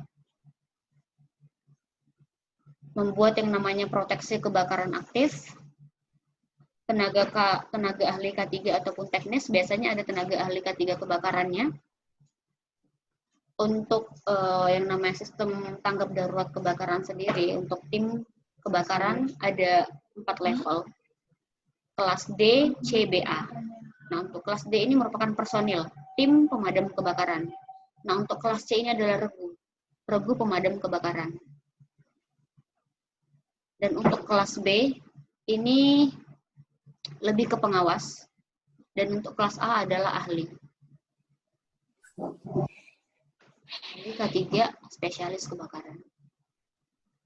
Melakukan yang namanya training atau drill kebakaran, melakukan audit dan inspeksi terkait semua audit untuk sistem tadi, sistem manajemen kebakarannya seperti apa, dan untuk inspeksi adalah peralatan-peralatan pemadam kebakarannya. Misalkan fire extinguisher, ataupun mungkin fire hydrant, APAR, nah itu harus diinspeksi berkala. Kemudian untuk program dan follow up. Nah, biasanya untuk program ini terkait pelatihan-pelatihan kebakaran yang sudah disusun secara tahunan. Kira-kira. Mengapa perlu melakukan fire system management? Yang pertama, menjamin aspek keselamatan terhadap kebakaran melalui kesiapsiagaan sumber daya manusianya atau emergency response team, sistem dan peralatan yang ada. Mewujudkan kepedulian dan tanggung jawab manajemen terhadap antisipasi bahaya kebakaran dan keadaan darurat. Memahami bahwa kebakaran merupakan bencana yang memerlukan tindakan pencegahan yang sistematis. Jadi misalkan nih ketika ingin bawa APAR, pengen madamin api ringan gitu kan, sebelum muncul yang namanya api besar. Sistematis maksudnya di sini berarti semua itu memang harus sudah siap guna, siap pakai. Jangan sampai ketika kita ingin udah bawa APAR nih ke sumber api, tapi ketika di squeeze, ketika digunakan APAR-nya sekalinya ngadet, macet, entahkah itu mungkin nozzle-nya atau mungkin sekalinya tidak ada isinya, berarti tidak sistematis. Makanya perlu dilakukan inspeksi berkala, perlu dilakukan drill berkala juga. Yang keempat, memahami bahwa melalui pengaturan tindakan yang terencana dan sistematis tersebut, maka dampak bencana dapat diminimalisasi. Karena ketika terjadi yang namanya keadaan darurat, faktor yang paling berbahaya itu sendiri adalah panik. Panik syndrome. Kalau orang sudah kena yang namanya panic syndrome, itu akan kalang kabut, akan ngeblank, nggak tahu mau ngapain. Nah, itu dia. Jadi caranya untuk menanggulangi adalah sering-sering diberikan yang namanya pelatihan. Sering-sering diberikan drill. Ruang lingkup Fire System Management yang pertama melakukan pemeriksaan dan pemeliharaan sistem dan peralatan proteksi kebakaran. Membentuk tim keadaan darurat yang dinamis, emergency response team-nya. Membina dan mengembangkan pelatihan personil. Menyusun Fire Emergency Response Plan. Melaksanakan latihan kebakaran dan evakuasi. Melakukan audit keselamatan kebakaran secara berkala, biasanya untuk audit ini 1 tahun sekali. Menyusun SOP ataupun standar-standar prosedur menyangkut pelaksanaan kerja yang aman terhadap bahaya kebakaran. Menerapkan fire safe housekeeping. Menyelenggarakan sosialisasi kampanye tentang aman kebakaran dan bencana lain.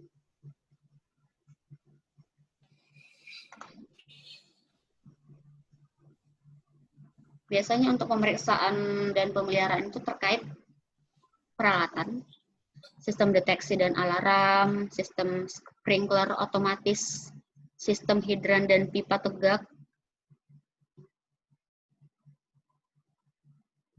APAR, untuk alat pemadam api khusus, untuk total flooding sama local application ini biasa ada dipakai untuk di sektor migas.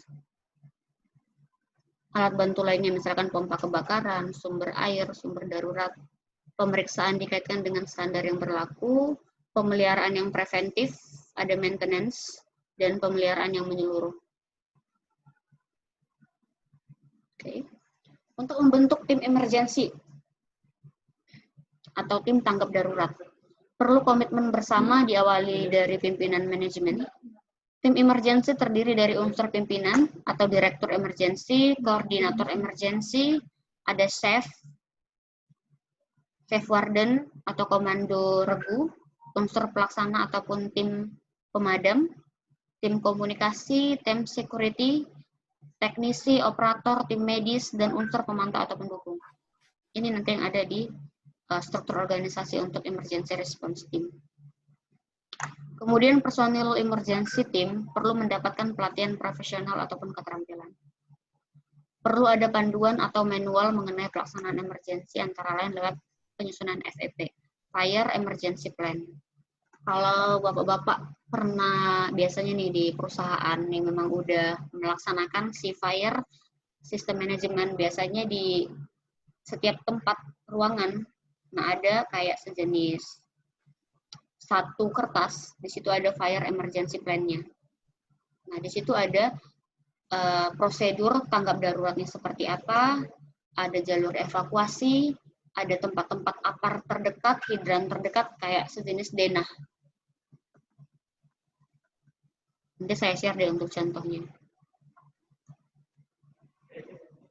Kemudian menyusun Fire Emergency Plan atau FEP. Diperlukan FEP yang didasarkan atas analisis potensi bahaya. Substansi FEP mencakup sekurang-kurangnya pengertian emergensi, identifikasi bahaya kebakaran, sarana proteksi yang tersedia, organisasi emergensi, uraian tugas masing-masing personil ataupun job description-nya, prosedur atau SOP-nya seperti apa, dan uraian aspek pencegahan. FEP juga harus diupdate secara periodik.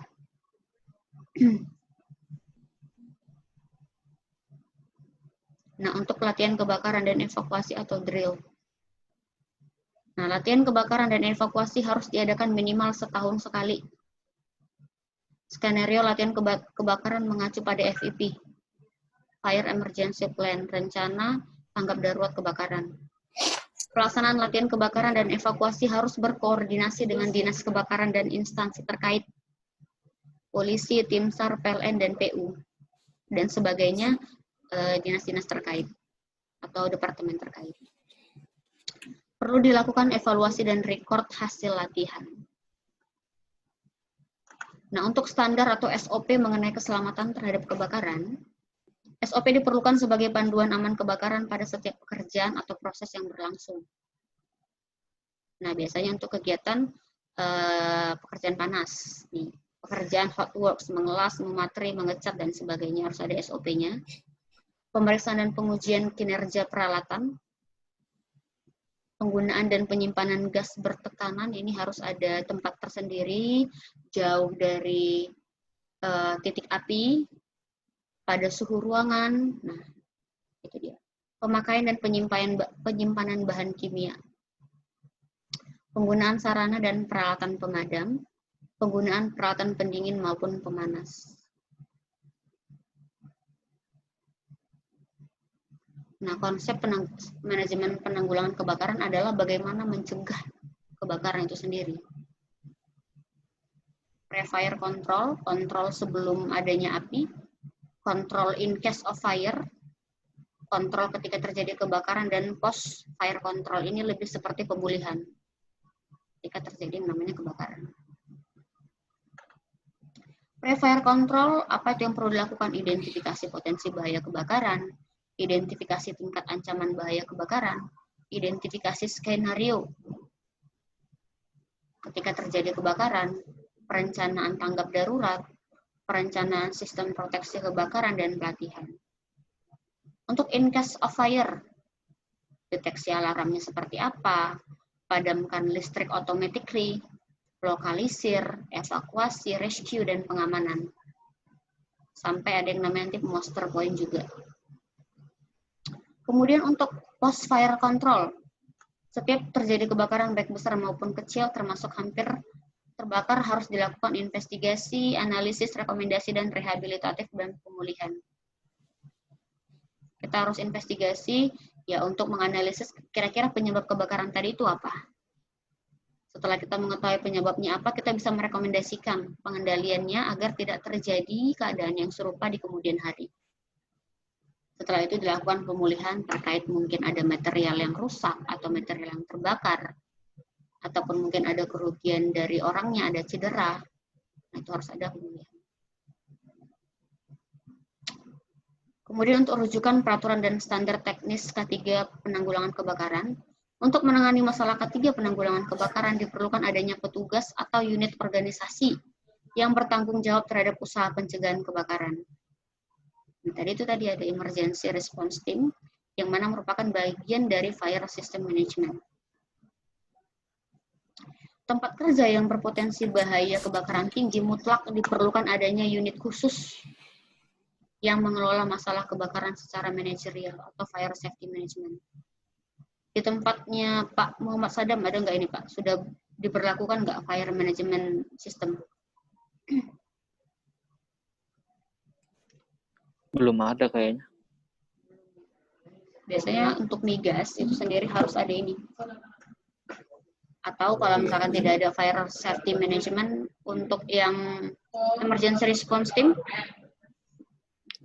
Untuk emergency response team ada, udah dibentuk. Emergency response manajemennya?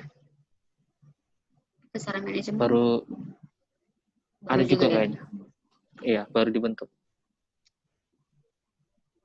Oke, untuk rujukan terkait peraturan, ada Permen 12/2015 terkait K3 listrik, Permen 4 tahun 80 APAR, Permen 2 tahun 83 terkait instalasi alarm kebakaran otomatis, Kepmen 187 tahun 99 terkait bahan kimia berbahaya, IM 1197 terkait pengawasan khusus K3 penanggulangan kebakaran, Kepmen 18699 terkait unit penanggulangan kebakaran di tempat kerja. Ini ada regulasi-regulasi terkait K3 penanggulangan kebakaran. Nah, untuk teknisi atau orangnya, ada Permen 487 tentang P2K3, PP 50 tahun 2012 tentang SMK3, ada Kepmen 186 tahun 99 tentang unit penanggulangan kebakaran di tempat kerja. Kira-kira sampai situ ada yang didiskusikan? Pak Sofian dan Pak Muhammad Sadam.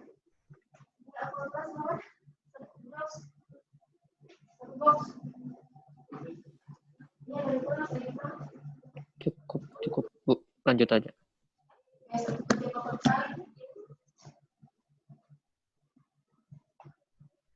Jam 8. Yuk. Lalu aku juga jam 8 kan? Apa sih? JSA besok dimajukan jam 8. Iya, berarti juga jam 8 dong aku kelas ya. Sampai jam 10. Iya, majukan kan? Kan jam 11 kita lihat kan?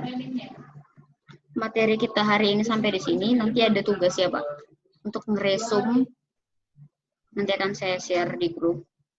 Kemudian besok itu di jam 11, kami ada rapat dengan pimpinan PNK 3. Jadi, kalau misalkan kita prematur nih, maksudnya apa ya, dipremasikan waktu kita jadi jam 8, boleh aja Kak, Pak?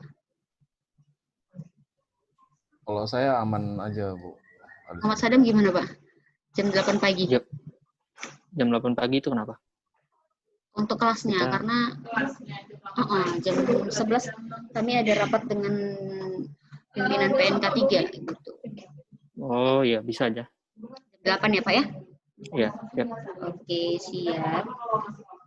Pertemuan kita hari ini sampai di sini. Kita akan kembali besok pukul 8 di ruangan yang sama. Tugas hari ini nanti akan saya share di grup. Nanti bisa dijawab. Saya tunggu paling lama malam. Hari atau mungkin besok lah. Siang. Oke, baik. Siap, Bu. Oke, baiklah kalau begitu. Terima kasih atas partisipasinya pagi hari ini sampai siang hari ini. Terima kasih. Selamat siang Bapak-Bapak sudah bisa live dari ruangan ini, Pak. Selamat siang, Bu Elizabeth. Terima kasih.